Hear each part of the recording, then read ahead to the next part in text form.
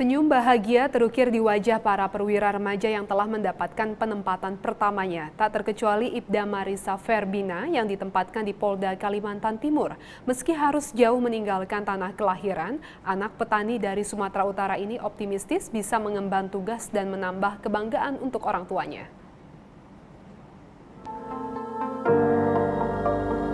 Nurdin Sinulingga dan Lisnawati tidak bisa menyembunyikan rasa bangga mereka terhadap keberhasilan putrinya Marisa Ferbina yang telah lulus menjadi Polwan dan berpangkat Inspektur Polisi 2. Sejak lulus seleksi di Polda Sumatera Utara, Nurdin dan Lisnawati yang berprofesi sebagai petani terus mendukung putrinya untuk menjadi seorang polisi wanita. Kami sangat senang dan sangat bangga karena anak kami bisa lolos menjadi perwira muda Polri. Karena sehari-hari pekerjaan kami bertani hanya hidup dengan pas-pasan begitu. Karena kami tahu dan berharap kepada Tuhan, hanya Tuhan yang menolong kami, sanggup membantu anak kami sampai hari ini lantik menjadi anggota Polri. Ibda Marisa bersama teman-temannya telah menerima pengumuman penempatan pertama. Anak ketiga dari 3 bersaudara ini pun siap menjalankan tugas di Polda Kalimantan Timur. Ia yakin ia bisa menjadi polisi yang berdedikasi dan mengemban tugas dengan baik. Perasaan saya senang, terus ada perasaan yang haru juga karena Polda Kalimantan Timur tersebut termasuk dalam Polda yang sebelumnya saya isi di angket saya. Jadi termasuk dalam Polda keinginan saya. Harapannya saya berharap jadi anggota Polri yang bisa menjadi panutan nantinya bagi anggota saya, bisa menjadi role model bagi anggota saya nantinya di sana. Kemudian bisa berinovasi terhadap kegiatan-kegiatan ataupun apapun itu, memberikan hasil yang baik nantinya di Polda Kalimantan Timur. Pengumuman penempatan pertama perwira remaja Polri lulusan Diktuk Akpol tahun anggaran 2023 berlangsung Rabu malam 26 Juli 2023. Sebanyak 268 perwira remaja dengan rincian 239 taruna dan 29 taruni telah menerima penempatan pertama di seluruh Polda jajaran dan Satuan Kerja Mabes Polri. Dari Jakarta, Rahmadini Willy Amanda melaporkan untuk Polri TV. Pandemi COVID-19 dan kanker tidak menyurutkan langkah Lydia Anastasia Hardono Kadarman, diaspora Indonesia di Chicago, Amerika Serikat, merintis usaha baru yaitu Warung dan Legenda. Tasya bersama suaminya berupaya mempromosikan Indonesia kepada warga Amerika di Chicago dan kota-kota sekitar.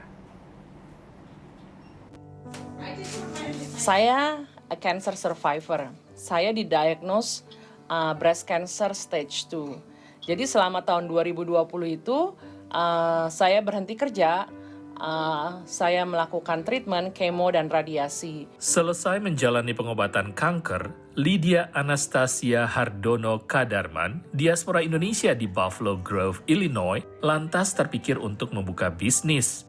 Didukung suaminya, Hardi Kadarman, pasangan yang sudah 20 tahun menetap di Chicago area ini, membuka restoran Indonesia Minahasa bersama seorang rekan bisnis. Karena kerap kesulitan mendapat pengadaan bahan-bahan untuk restoran, Tasya, demikian ia biasa disapa, memutuskan untuk membuka bisnis baru, toko bahan makanan sehari-hari. Dan akhirnya kita memutuskan untuk membeli ingredients dalam jumlah yang besar, sehingga bisa dipakai oleh restoran dan juga bisa dijual gitu. Berbekal keyakinan dan melihat adanya peluang saat pandemi, bulan Juni 2021 mereka membuka warung yang disambut gembira diaspora Indonesia, seperti Katerina Susanti. Dan yang penting sih kalau mau masak ya bumbu-bumbu, karena kalau di Amerika kita totally harus makan yang namanya junk food, which is nggak banget gitu. Jadi kalau buat saya nggak banget. Jadi memang masak sendiri itu lebih enak. Tak hanya diaspora Indonesia, warung juga menyasar masyarakat di luar komunitas Indonesia. Di antaranya Catherine Kroll yang tinggal di Irving Park, sekitar 40 menit berkendara dari warung. 4 tahun lalu, Catherine pernah tinggal di Jawa Timur selama 10 bulan menjadi guru bahasa Inggris. Waktu saya datang lagi ke Amerika, saya pengen tahu di mana aku bisa beli bumbu-bumbuan Indonesia, tapi susah banget karena kalau di sini di Chicago jarang, and I've never been able to find ketchup except here at warung. So I think food is such a nostalgic thing for me, and really helps me feel like I'm back there with all my friends. So that's why I love coming to warung. Tidak adanya toko Indonesia di Twin Cities, Minnesota, menjadikan warung tempat yang harus dikunjungi pasangan Denise dan Mirah Rice saat ke Chicago. Being away from home, this is really nice. That you can come here and then get some stuff from home. We see that the food that she makes, we get a lot of positive feedback, and they want to know where to get it. And unfortunately, there's just not options. So having a place like this, we would certainly support. Setelah berjalan 1,5 tahun, warung mulai menjual juga barang-barang kerajinan tangan yang kemudian melahirkan ide untuk membuka Legenda pada Oktober 2022. Legenda menjual berbagai produk kerajinan tangan dari usaha mikro kecil dan menengah di Indonesia. Jadi sekarang ini warung dan Legenda itu tempatnya sebelah-sebelahan. Jadi yang saya inginkan tadinya itu memang ada tempat yang bisa didatangi ketika orang-orang mempunyai pertanyaan, ketika orang-orang mencari tentang produk, mencari tahu tentang Indonesia. Karena keberhasilan itu dilihat dari kepuasan ya. Kepuasan itu kan nggak bisa lihat dari materi aja gitu. Itu there's something different gitu. Kalau orang datang, thank you, you opening this store, itu yang bagi kita tuh sebagai kepuasan batin gitu.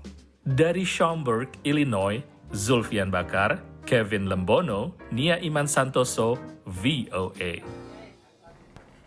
Informasi tadi sekaligus menutup jumpa kita di Presisi Siang hari ini. Saya Ibda Almira Sabira, terima kasih atas perhatian Anda. Selamat siang dan salam presisi.